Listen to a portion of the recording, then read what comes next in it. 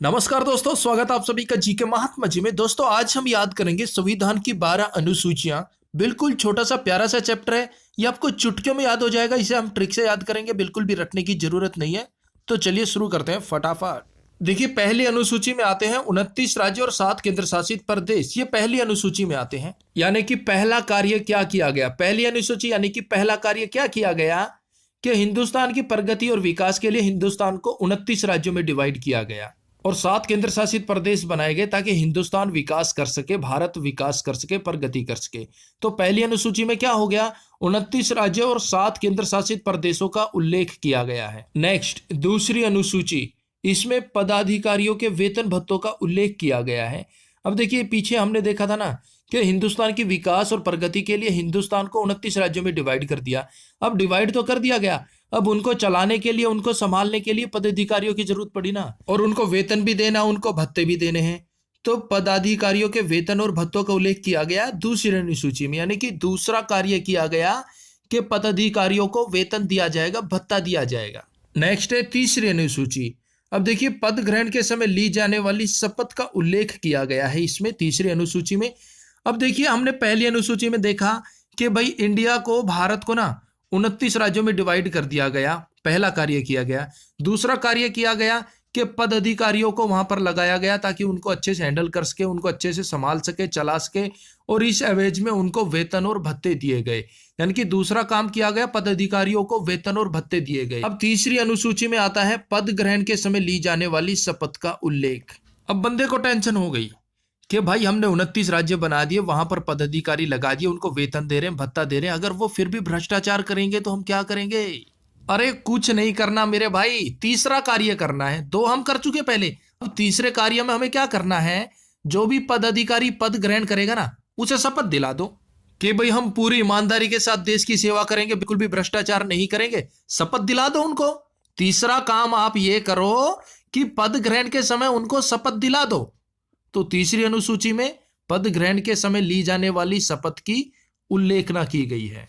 Next है चौथी अनुसूची। इसमें राज्यों का राज्यसभा में प्रतिनिधित्व का उल्लेख किया गया है। अब देखिए कहा गया कि भाई हमें ना राज्यों को राज्यसभा में प्रतिनिधित्व देना चाहिए, राज्यों को हमें राज्यसभा की सीटें देनी चाहिए। क्यों? ताकि उनका चारों तरफ से विकास हो सके, चहुमुखी विकास हो सके, यानी कि 4। चौथी अनुसूची आ गया ना, 4 यानी कि चौथी अनुसूची। भाई हमें राज्यों को राज्यसभा में शामिल करना होगा, राज्यसभा की सीटें देनी होगी ताकि उनका चारों तरफ से विकास हो सके, चहुमुखी विकास हो सके, चारों दिशाओं में विकास हो। उसके लिए हमें राज्यों को राज्यसभा में सीटें देनी होगी, राज्यों को राज्यसभा में प्रतिनिधि बनाना होगा। तो चौथी अनुसूची में क्या हो गया, राज्यों का राज्यसभा में प्रतिनिधित्व का उल्लेख। नेक्स्ट पांचवी अनुसूची, और इसमें उल्लेख किया गया है अनुसूचित क्षेत्र और अनुसूचित जनजातियों का उल्लेख किया गया है पांचवी अनुसूची में। अब सिर्फ इतना याद रखना है, पांचवी से, यानी कि इलेक्शन 5 साल में एक बार होते हैं, 5 साल में एक बार होते हैं ना। तो 5 साल में नेताजी आते हैं और क्या कहते हैं कि भाई अनुसूचित जनजाति का उद्धार करेंगे, अनुसूचित जनजाति को ये दिलवाएंगे, वो दिलवाएंगे, ये करवाएंगे, वो करवाएंगे, झूठे वादे करके चले जाते हैं। और आते कब है, 5 साल में एक बार आते हैं, अनुसूचित जनजाति के बारे झूठे वादे करके चले जाते हैं। तो अनुसूचित जनजाति और 5 का रिलेशन हो गया ना आपस में। 5 साल में एक बार पूछा जाता है अनुसूचित जनजाति को, उसके बाद कोई नहीं पूछता। तो पांचवी अनुसूची संबंधित हो गई अनुसूचित क्षेत्रों और अनुसूचित जनजातियों के उल्लेखन से। नेक्स्ट छठी अनुसूची में उल्लेख किया गया है असम, मेघालय, त्रिपुरा और मिजोरम के जनजातीय क्षेत्रों का उल्लेख। देखिए छठी अनुसूची में असम, मेघालय, त्रिपुरा और मिजोरम के जनजातीय क्षेत्रों का उल्लेख किया गया है। दोस्तों हमने अभी आपको पीछे बताया था पांचवी अनुसूची, उसमें अनुसूचित क्षेत्रों और अनुसूचित जनजातियों का उल्लेख किया गया है। ये दोनों अलग अलग हैं, कंफ्यूज नहीं होना है। अब याद कैसे रखेंगे, देखिए छठी अनुसूची 6 अच्छा अच्छी, 6 अच्छा अच्छी, सेम वही है ना। अब यहाँ है असम। अब बंदा कह रहा है कि भाई अच्छी है, 6 यानी कि अच्छी है क्या, आसाम की चाय अच्छी है। और कब ज्यादा अच्छी है, मेघालय, यानी कि जब मेघ बरस रहे हो, बारिश हो रही हो, तब अगर आसाम की चाय मिल जाए ना तो मिजोरम यानी कि मजे आ जाए। त्रिपुरा लास्ट में आ रहा है ना, पूरा पूरा, यानी कि मैं पूरा कप पी सकता हूं चाय का, असम की चाय इतनी अच्छी है पूरा कप पी सकता हूं, यानी कि त्रिपुरा। एक बार फिर देख लेते हैं, देखिए छठी यानी कि 6 अच्छा अच्छी। अब यहाँ अच्छा अच्छी क्या है, आसाम आ रहा है ना, आसाम की चाय इतनी अच्छी है कि मैं त्रिपुरा यानी कि पूरा कप पी सकता हूं। और कब? जब यानी कि मेघालय, जब मेघ बरस रहे हो ना, तब तो पूरा कप पीने में मिजोरम यानी कि मजे ही आ जाते हैं। असम की चाय इतनी अच्छी है कि पूरा कप पी सकता हूं, मेघ बरस रहे हो ना मेघालय, तब तो पीने में और भी मजे आ जाते हैं यानी कि मिजोरम। दोस्तों वेरी वेरी इंपॉर्टेंट टॉपिक है, यहाँ से एग्जाम में बहुत बार क्वेश्चन पूछे गए, तो आप एक बार इसे ध्यान से देख लीजिए, इमेज बना लीजिए अपने माइंड में, आपको इजीली याद हो जाएंगे। नेक्स्ट है 7वीं अनुसूची। इसमें केंद्र और राज्यों के बीच शक्तियों के बंटवारे का उल्लेख किया गया है।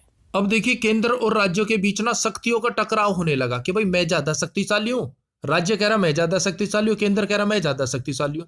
और ये टकराव ना हफ्ते में 7 दिन होने लगा। हाँ, हफ्ते में 7 दिन होते ना, 7 दिन इनका टकराव होता कि मैं ज्यादा शक्तिशाली हूं, मैं ज्यादा शक्तिशाली हूं, मैं शक्तिमान हूं, मैं छोटा भीम हूं।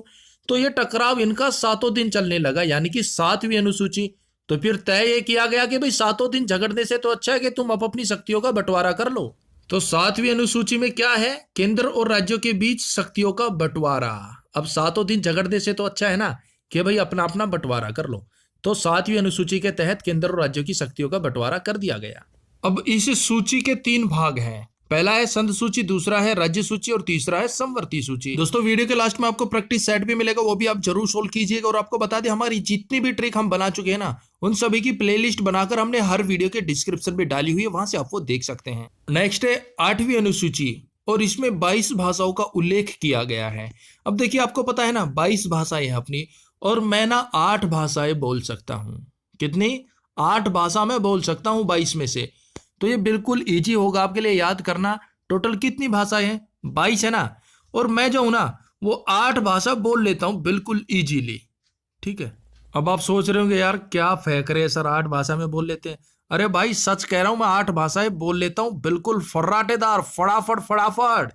और टोटल कितनी भाषा है? 22 है ना। और मैं जो 8 भाषा है ना, ऐसे बोल लेता हूं फर्रा फर फर फर फर फर। तो 8 भाषाओं से हो गया 8वीं अनुसूची। और 8वीं अनुसूची में 22 भाषाओं का उल्लेख किया गया है। बिल्कुल इजी था ना। अरे बोल रहा हूं भाई, मुझे पता था तुम पंगा करोगे, बोलोगे सर 8 भाषा बोल के दिखाओ। बोलता हूं मेरे भाई। पहली भाषा भाइयों बहनों, दूसरी देखिए जी मैं केजरी जी, तीसरी हट पकड़ा गए हो क्या, चौथी पांचवी ए अजले ए बाबू भैया, छठी अच्छा है, हाँ बहुत अच्छा है, सातवीं अरे भाई अरे ये मेरा इंडिया है, आठवीं मां कसम बसंती। तो दोस्तों हो गई ना पूरी 8 भाषाएं। और आप ये क्वेश्चन पूरी जिंदगी नहीं भूलेंगे आप। दोस्तों प्लीज डोंट माइंड, ये सिर्फ आपको रिलेट और याद कराने के लिए है। अब नेक्स्ट है देखिए 9वीं अनुसूची। इसमें संपत्ति के अधिकार का अधिग्रहण का वर्णन किया गया है। अब देखिए संपत्ति के अधिकार का, अब कोई आपसे कहे कि भाई उस बंदे की संपत्ति पर तू अधिकार कर ले, उस बंदे की संपत्ति को तू अपने अधिकार क्षेत्र में ले ले, उससे छीन ले, तो आप क्या कहेंगे? आप यही बोलेंगे ना, no no boss, no sir no boss, ना भाई। तो आ गया ना 9वीं अनुसूची। 9वीं अनुसूची में क्या कह रहा है बंदा? नो ना भाई, किसी की संपत्ति पर मैं अधिकार नहीं जमा सकता, नो ना मुझे नहीं होगा। तो 9वीं अनुसूची में संपत्ति के अधिकार का अधिग्रहण का वर्णन किया गया है। नेक्स्ट 10वीं अनुसूची। इसमें दल बदल के प्रावधान का उल्लेख किया गया है। अब देखिए आपने गाना सुना होगा ना, 10वीं यानी कि 10 10 10 बहाने करके ले गई दिल, ले गई दिल। 10 फिल्म का गाना है ये, 10 बहाने करके ले गई दिल। और यहाँ क्या है? दल यानी कि दिल। अब 10 बहाने करके दिल ले गई और बाद में वो बदल भी गई, यानी कि बदल। देखो भाई दिल ले गई, कैसे ले गई? 10 बहाने किए उसने और वो दिल ले गई, यानी कि दल। और फिर बाद में बदल गई कि मैं आपका दिल नहीं लेके गई। 10 बहाने करके दिल ले गई और बाद में बदल गई। तो 10वीं अनुसूची में क्या आ गया? दल बदल, दिल लेकर बदल गई।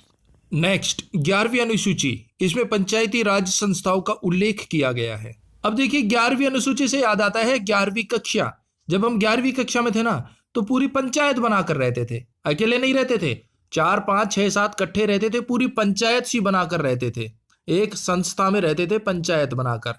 यानी कि 11वीं अनुसूची में आ गया पंचायती राज्य संस्थाओं का उल्लेख। नेक्स्ट 12वीं अनुसूची। इसमें शहरी क्षेत्रों में स्वशासन संस्थाओं का उल्लेख किया गया है। अब देखिए हमने आपको बताया 11वीं अनुसूची यानी कि 11वीं कक्षा में थे ना, तो पंचायत बनाकर रहते थे, घर वालों को पता चल गया। 12वीं अनुसूची यानी कि 12वीं कक्षा में नाम हमारा लिखा दिया शहर में। हाँ 12वीं अनुसूची यानी कि 12वीं कक्षा में जब हुए ना, तो घर वालों ने शहर में नाम लिखा दिया कि यहाँ तो तू फिर पंचायत करेगा। तो 12वीं अनुसूची में हो गया शहरी क्षेत्र में स्वशासन संस्थाओं का उल्लेख। भले ही घर वालों ने हमें 12वीं कक्षा में शहर में पढ़ने के लिए भेज दिया हो, लेकिन हमने वहां भी स्वशासन किया, अपना शासन चलाया शहर में भी। कब? जब हम 12वीं कक्षा में थे, यानी कि 12वीं अनुसूची। तो दोस्तों कुछ खट्टी कुछ मीठी कुछ चटपटी, कुल मिला के हमारी ट्रिक हो चुकी है कंप्लीट। अब मिलता है आपको एक प्यारा सा प्रैक्टिस सेट। पहला क्वेश्चन, केंद्र और राज्यों के बीच शक्ति के बंटवारे का उल्लेख किस अनुसूची में किया गया? आपको 3 सेकंड मिलते हैं।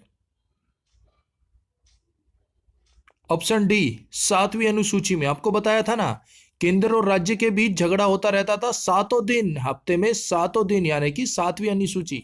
नेक्स्ट, दल बदल का उल्लेख किस अनुसूची में किया गया है? ऑप्शन बी 10वीं अनुसूची में। आपको बताया था ना, 10 बहाने करके ले गई दिल, यानी कि दल, और फिर गई बदल, यानी कि दल बदल, 10वीं अनुसूची में। नेक्स्ट, पदाधिकारियों के वेतन भत्तों का उल्लेख किस अनुसूची में किया गया है? ऑप्शन बी 2री अनुसूची में। देखिए, पहली अनुसूची में केंद्र शासित प्रदेश और 29 राज्यों का जिक्र किया गया था, और दूसरी में उन राज्यों को चलाने के लिए पदाधिकारियों को लगाया गया था जिन्हें वेतन भी देना था, भत्ते भी देने थे। नेक्स्ट, राज्यों का राज्यसभा में प्रतिनिधित्व का उल्लेख किस अनुसूची में किया गया है? ऑप्शन ए 4थी अनुसूची में। चौथी, यानी कि अगर राज्यों का चहुमुखी विकास करना है, चारों तरफ से विकास करना है, तो राज्यों को राज्यसभा में प्रतिनिधित्व करने दिया जाएगा, राज्यसभा में सीटें दी जाएगी। नेक्स्ट, 22 भाषाओं का उल्लेख किस अनुसूची में किया गया है? ऑप्शन सी 8वीं अनुसूची में। आपको बताया था ना, 22 भाषा है टोटल, लेकिन मुझे 8 भाषा आती है। कैसे? फर्राटे से, फटाफट 8 भाषा मैं जानता हूं, यानी कि 8वीं अनुसूची। नेक्स्ट, संपत्ति के अधिकार का अधिकरण किस अनुसूची में वर्णित है? ऑप्शन डी 9वीं अनुसूची में। अगर आपको कोई कहे कि भाई उसकी संपत्ति पर अधिकार कर ले, तो आप क्या कहेंगे? नो ब्रो, यानी कि 9वीं अनुसूची। नेक्स्ट क्वेश्चन आप सभी के लिए चैलेंज, पंचायती राज संस्थाओं का उल्लेख किस अनुसूची में किया गया है? 4 विकल्प दिए गए, सही जवाब आप हमें कमेंट्स बॉक्स में बता सकते हैं। तो मिलते हैं नेक्स्ट वीडियो में, तब तक के लिए जय हिंद, जय भारत।